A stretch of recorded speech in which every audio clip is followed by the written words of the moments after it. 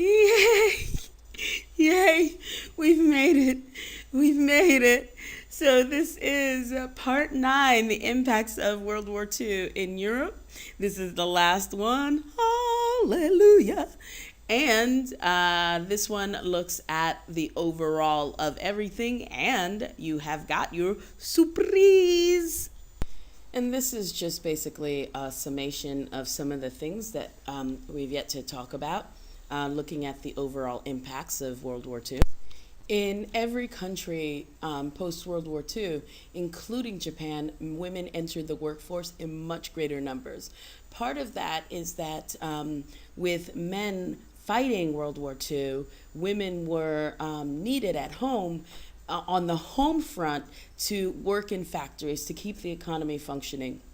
Women joined the military in terms of as nurses, as military police, as supply officers, etc. And in the Soviet Union, women were on the front lines, and there is a large number of women of highly decorated women in the Soviet military. And one of the things also about World War II for women is that women did not lose the gains that they made during the war.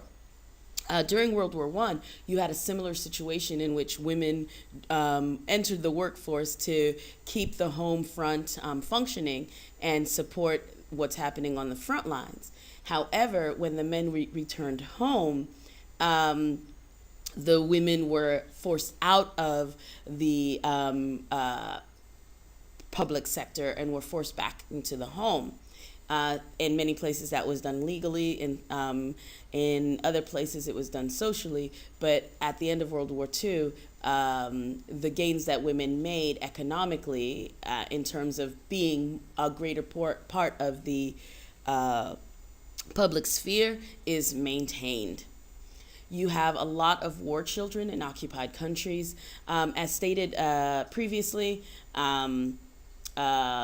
these children were often treated very poorly. They were associated with the Nazis, and it was a really, really bad situation in a number of the German occupied countries. And then, of course, you have a large number of children born of rape in the places that were, especially in the Eastern Bloc places that were liberated by the Red Army. You have a massive change in the sex ratio, and this is one of the reasons why women are not forced back. One, they had made political gains, but one of the things, of course, is that so many people, so many men died on the front lines that you have an imbalance. You don't have a 50-50 balance between the sexes within society. And so you have a change in the sex ratio. And so if you look at this map here, you can see, and I think you've seen something similar in terms of this before, actually. This is a graph. And so here you have the World War II deaths, and you can see, one, the difference between the number of civilian deaths and the number of military deaths. In every instance, the number of in every instance, you have massive numbers of people dying. But the other thing is, you can see in some places you have a greater number of civilian deaths than military deaths. And this is, again, one of the biggest characteristic changes of war that occur with World War II. One of the reasons why we spend so much time talking about World War II is because there were such massive social, political, economic changes as a result of it. Completely changed the course of world history because of this. So you can see in the pie chart on the right that in the Allied countries, they had significantly more civilian deaths, and that is partly because, or definitely because, the war was being fought in those areas.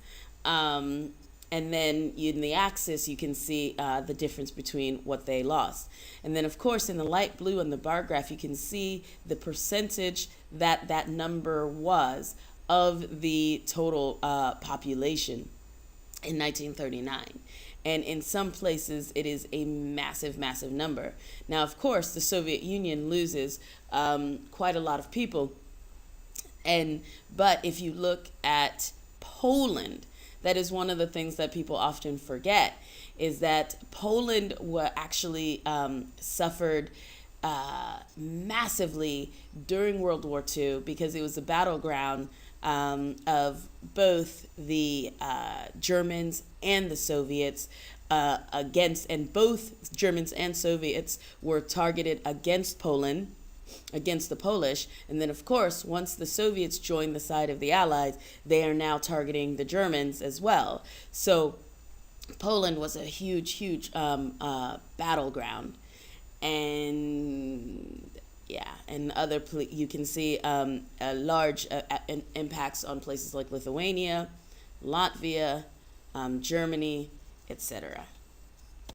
And again, here's a map that covers some of that information but puts it in a slightly different way. So you can see in Eastern Europe that they lost over 10%. The countries in Eastern Europe, majority of them lost over 10% of their population. And what that's, the impact that that's going to have socially. And then you can also see cities that were heavily damaged, where they're located, and obviously massive, massive amounts of damage within Germany itself. And then you see Warsaw. And then, of course, there are numbers for military dead and civilian dead. So you have absolute numbers. So you can see in Poland, they lost almost 6 million of their civilian population. And the USSR lost over 7 million. But they lost 14.5 million military. So this is just kind of an interesting thing to look at, just to see where that, just to kind of get a substantive idea of that massive loss of life that this war resulted in. Other things that we have is, as stated previously, this was the war in which air power was used massively as a fighting. In World War I, it was for support, it was for reconnaissance, but now it's being used directly for fighting. And this also means that countries are vulnerable. So the fixed fortifications like the Maginot Line that people put in order to stop infantry is of no use. So kind of like military strategy that people had been using for thousands of years has now gone by the wayside. As discussed previously, this is the nuclear era. And then we have war atrocities by the Axis powers, such as the Holocaust, results in conventions for the treatment of civilians. So international laws are put in place for the treatment of civilians. We have the Universal Declaration of Rights, of Human Rights by the United Nations. Again, this is supposed to be an international agreement that everybody agrees that these are human rights, and the role of governments is to be preserving those human rights and not violating them. And then, of course, if you look at the United Nations Charter, it specifically deals with more of those issues as well. Again, massive change politically within countries, but then there's also this idea of trying to prevent something like this from happening again. And so after World War II, there's just this concerted effort to prevent another World War I and another World War II from happening. And so one of the things, as spoken previously, European powers are in great periods, they're weak politically, economically, and this leads to the dismantling of colonial empires.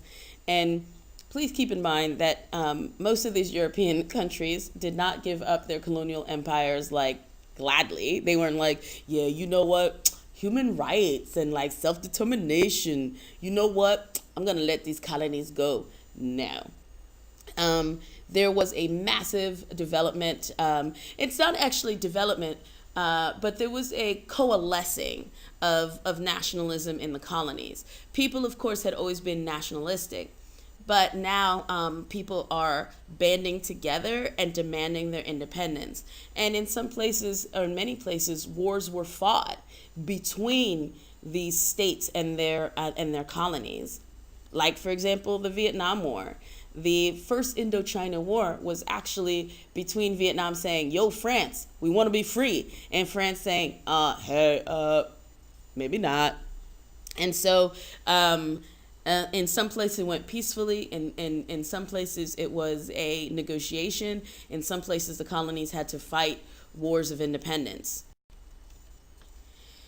As you know, large portions of Jewish population was lost in many of the Eastern and Central European countries as a result of the Germany's final solution. So what you have here is a large segment of the population that is gone. People died in the final solution as a result of the final solution in concentration camps. And then the other thing is that a lot of those of the Jewish population and the minorities, other minorities that were targeted, left. I cannot, you can't even imagine like the incredible psychological like toll that this would take. So these countries are now losing an intellectual elite. That is not to say that every Jewish person was an elite or had money or something like this, but when you target only one population and in such high numbers, you're losing a really important segment of the population that contributed positively. And so it's a sort of like a depressing of the development of these areas. The another result of the Holocaust is this idea of overt racism. Has racism been eradicated? No. But the idea of targeting people specifically because of their ethnic background, because of their religion, is unacceptable. And so it's now unacceptable as part of the larger culture. Now, is there still racism that isn't overt? Yes. That's not to say that, it eradicated it, but it's the idea that people now recognize, a little bit more that humanity is humanity, and there are laws put in place to protect ethnic minorities from the impacts of racism and to punish people who would target others for things like their religion or their ethnicity. Because as stated before, anti-Semitism was something that was rampant throughout Europe. It wasn't just a Jewish issue. And I'd like to think, because I'm an optimist, that people looked a little bit in the mirror and recognized that and took steps to address it. We have the creation of the state that shall not be named. As England is pulling out of the Middle East in terms of dismantling their colonial empire, the state of that shall not be named was created to provide a homeland for the Jewish population of Eastern Europe. And the idea, of course, is something like the Holocaust should not happen again, because they now have a place of protection. And so a lot of the Jews of Eastern and Central Europe migrated to Israel or migrated to places like the U.S. And this is a really, really rough image, but it's one of those things that I think it's important to note and recognize that the difficulty in looking at this. And so these are female SS camp guards removing bodies from trucks and carrying them to a mass grave inside the German Bergen-Belsen concentration camp, and this is in 1945. And so I think images like this are haunting and important to recognize and also kind of part of the, you know what, anybody can fall into this trap, and there needs to be recognition of the protection of minority rights. And on an economic front, and I haven't spoken about this before, there's the creation of something called the Bretton Woods System.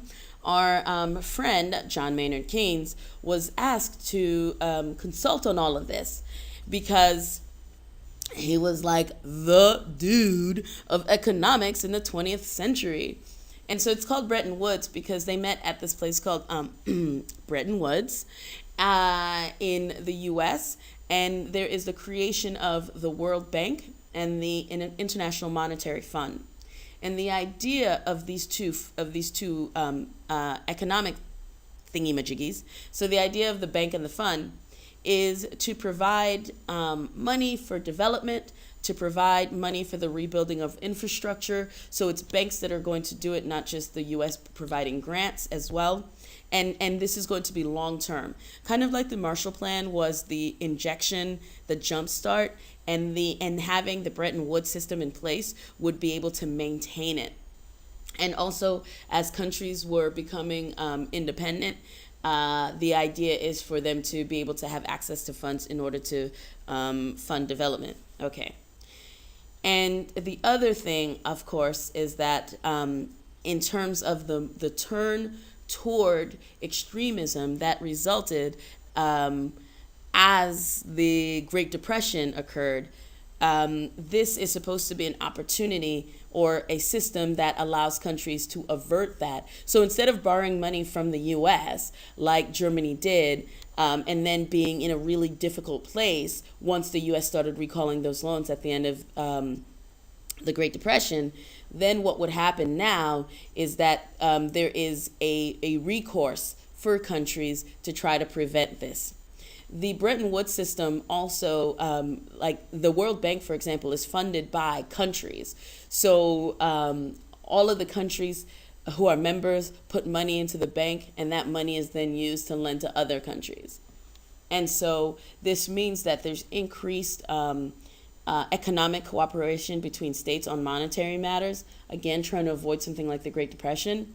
And then also, the more interconnected countries are, economically especially, then it reduces the likelihood that a huge disruptive war like World War II would happen again. Most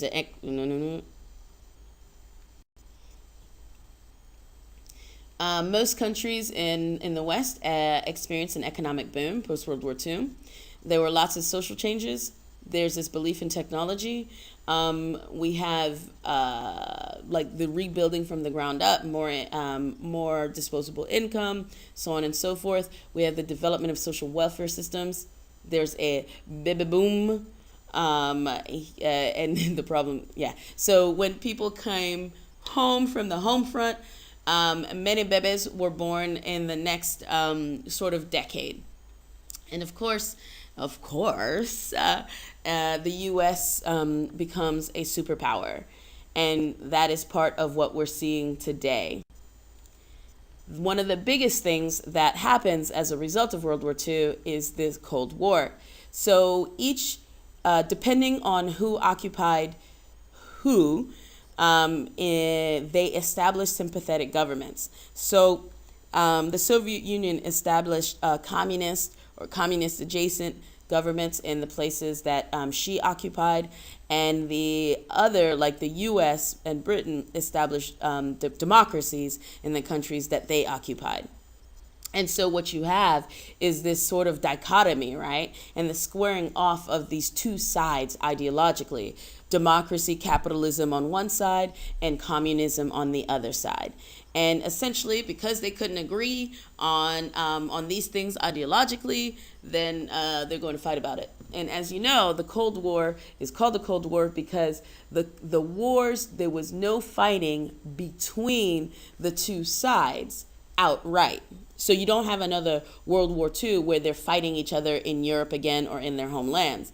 But what you do have is the fighting of of the war of what we call proxy wars. So wars are fought in third countries, and so that means that the war doesn't become hot and you don't have a nuclear war and things like this. So things like the Vietnam War or the Second Indochina War, that is a proxy war of the Cold War.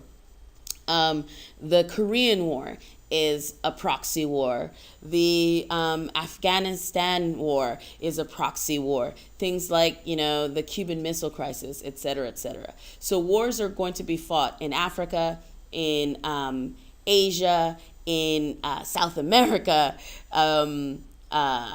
but the two big powers never came to blows directly.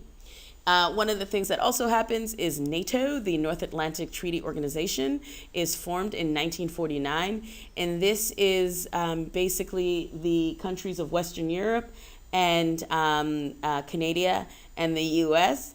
And the idea here is they're providing military aid to each other, and they fight against communism, right?